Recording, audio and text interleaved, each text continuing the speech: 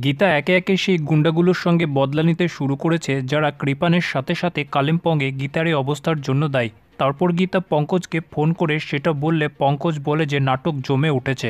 ঠিক তখনই পদ্ম ও পঙ্কজের কাছে এসে হাসতে শুরু করে, কারণ সেও এই নাটকের অংশীদার। অন্যদিকে পুরো ব্যানার্জি পরিবার মুখার্জি বাড়িতে এসেছে, আর তাদের মধ্যে এখন একটাই আলোচনা যে গয়নাগুলো লকার থেকে আসলে কে নিয়ে গেল। তখনই ভজন এসে বলে যে সব চেক করে এসেছি, লকারে চেকিং করার গীতার সিগনেচার আছে। তারপর ভজন বলে যে কেউ একজন লকারে ওই গয়নাগুলো চুরি করেছে। যেটা শুনে কাব্যা চিৎকার করে ওঠে আর বলে যে ওটা কেউ নয়, আমি দাবি করে বলছি ওটা গীতাই ছিল। আমি বলছি গীতা বেঁচে আছে, তোমরা আমার কথা বিশ্বাস করো। যেটা শুনে কৃপান বিরক্ত হয়ে ওঠে আর চিৎকার করে বলে যে আমি গ্যারেন্টি দিয়ে বলছি গীতা বেঁচে নেই।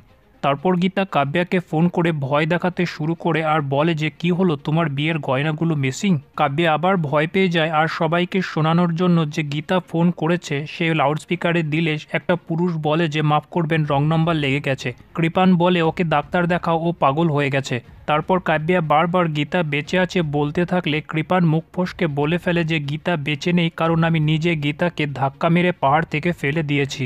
যেটা বলার পর কৃপানের তো মুখে হাত। সবাই হতবাক হয়ে যায় কৃপানের এই স্টেটমেন্ট শোনার পর, যেখানে মেহেক কৃপানের এই স্টেটমেন্টটা পুরোপুরিভাবে তার ফোনের মধ্যে রেকর্ড করে নেয়। তারপর রাত্রিবেলা মেহেক গীতার সঙ্গে পার্সোনালি দেখা করতে যায় আর গীতাকে কৃপানের স্টেটমেন্ট দেওয়া রেকর্ডিংটা শোনায়।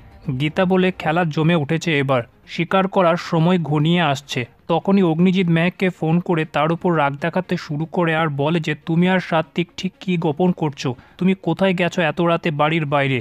কিন্তু মেহেক শ্বশুর বাড়ির বাহানা দিয়ে ফোনটা কেটে দেয়। তারপর বাড়ির মধ্যে কৃপানের গীতাকে ধাক্কা দেওয়ার কথাটা উঠলে অগ্নিজিৎ বাড়ির সবাইকে বলে যে এই কথাটা ফাঁস করার কোনো দরকার নেই, তোমরা সবাই চুপ থাকো। তারপর রাকা কান্নায় ভেঙে পড়ে আর বলে যে ওই পরিবারের মেয়ের সঙ্গে স্বস্তিকের বিয়ে হলে আমি কিন্তু বিয়েতে থাকবো না। ইলিন অগ্নিজিৎকে বলে গণেশ গাঙ্গুলি যদি এটা জানতে পারে খুনের ঘটনাকে আড়াল করার চক্করে তোমার কিন্তু শাস্তি হতে পারে।